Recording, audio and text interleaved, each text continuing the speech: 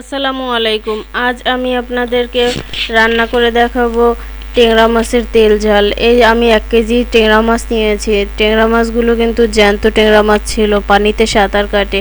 মাছগুলো আমি ধুয়ে পরিষ্কার করে নিয়েছি। তার মধ্যে এখন দিয়ে দিব সামান্য পরিমাণ লবণ আর হলুদের গুঁড়া দিয়ে ভালো করে ম্যারিনেট করে নিতে হবে, যাতে সব মাছের গায়ে হলুদ আর লবণটা লেগে যায়। মাছগুলো মাখানো হয়ে গেছে। এখন আমি চুলায় একটা কড়াই বসিয়ে তাতে তেল দিয়ে দিলাম। তেল দিয়ে তেলটা গরম হয়ে গেলে তখন আমি মাছগুলো দিয়ে দিব। আমি এখন মাছগুলো দিয়ে দিলাম। মাছগুলো দিয়ে মাছগুলোকে ভালো করে ভেজে নিতে হবে। এক পাশ ভালো করে শক্ত করে ভেজে নিয়ে তারপর উল্টাতে হবে। ভালো করে না ভাজলে তাহলে মাছগুলো ভেঙে যাওয়ার সম্ভাবনা থাকে। আমার কিন্তু মাছের এক সাইড ভাজা হয়ে গেছে, তাই আমি মাছগুলো উল্টে নিচ্ছি। দেখুন, মাছগুলো কিন্তু খুব শক্ত করে ভাজা হয়ে গেছে। এরকম শক্ত করেই মাছগুলো ভাজতে হবে, তা না হলে রান্না করলে তখন মাছগুলো ভেঙে যাবে, আস্তে আস্তে থাকবে না। মাছগুলো খেতেও ভালো লাগবে না, দেখতেও ভালো লাগবে না। তাই আমি মাছগুলোকে দুই পাশই ভালো করে শক্ত করে ভেজে নিলাম। এখন ভেজে নেওয়া হয়ে গেছে, এখন আমি উঠিয়ে নিচ্ছি। দেখুন দেখতে কতটা ভালো দেখাচ্ছে। এখন যে বাকি তেলটা ছিল তাতে রান্না হবে না মাছ ভাজার পর, তাই আমি বাকি আর একটু তেল দিয়ে দিলাম। তেল দিয়ে তার মধ্যে পেঁয়াজ কুচি দিয়ে দিয়ে একটু নেড়েচেড়ে দিব। নেড়েচেড়ে দিয়ে হয়ে গেলে তারপর কাঁচামরিচ দিব। কাঁচামরিচ দিয়ে আবার একটু তেলের মধ্যে নেড়েচেড়ে মিশিয়ে দিব। এখন দিয়ে দিব আদা রসুন আর জিরা বাটা। আমি সবসময় পাটায় বেটে মশলাটা দিয়ে রান্না করি। পাটায় বাটা মশলা দিয়ে রান্না করলে সেটা খেতে আরও বেশি টেস্টি হয়, তাই আমি চেষ্টা করি পাটায় বেটে মশলা দিয়ে রান্না করায়। এখন আমি লবণ, মরিচ, হলুদের গুঁড়া দিয়ে দিয়েছি পরিমাণ মতো। যার যে রকমের প্রয়োজন হয় সে সেই রকম দিয়ে নেবেন। দিয়ে তারপর তেলের মধ্যে সামান্য একটু নেড়েচেড়ে ভেজে নিয়েছি। এখন একটু পানি দিয়ে দিয়েছি, কারণ কড়াইয়ের তলায় লেগে গেলে সে মাছটা খেতে মোটেও ভালো লাগবে না। সেজন্য পানি দিয়ে এখন মশলাটাকে ভালো করে কষিয়ে নিতে হবে। মশলা যত ভালো করে কষানো হবে মাছ ভুনাটা খেতে ততটাই টেস্টি লাগবে, তাই মশলাটাকে ভালো করে কষিয়ে নিতে হবে।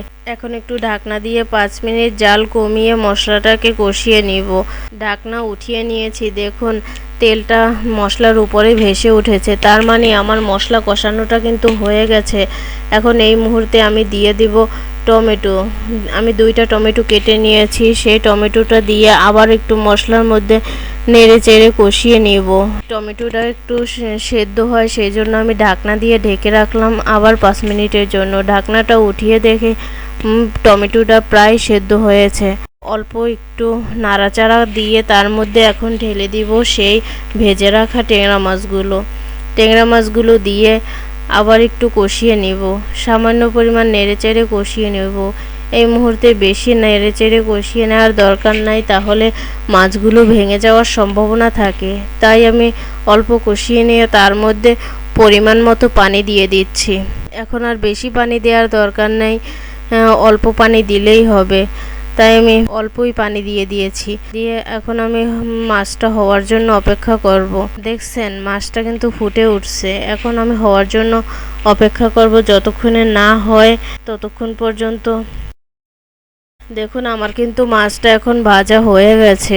মাছটা দেখতে কিন্তু অপূর্ব লাগছে। এই দেখুন আমার মাছটা কিন্তু ভাঙেনি, একদম আস্ত আস্ত আছে। এইভাবে মাছ ভুনা করলে সেটা খেতে কিন্তু দারুণ মজা লাগে। এখন আমি একটু ধনিয়া পাতা কুচি করে দিয়ে দিচ্ছি। দিয়ে আবার একটু নেড়েচেড়ে 2 মিনিটের জন্য ঢাকনা দিয়ে ঢেকে রাখতে হবে, যাতে ধনিয়া পাতার গন্ধটা মাছের ভিতরে ভালো করে যায়। সেজন্য আমার এই মাছের এই তেল ঝালটা খেতে কিন্তু দারুণ মজা লাগে।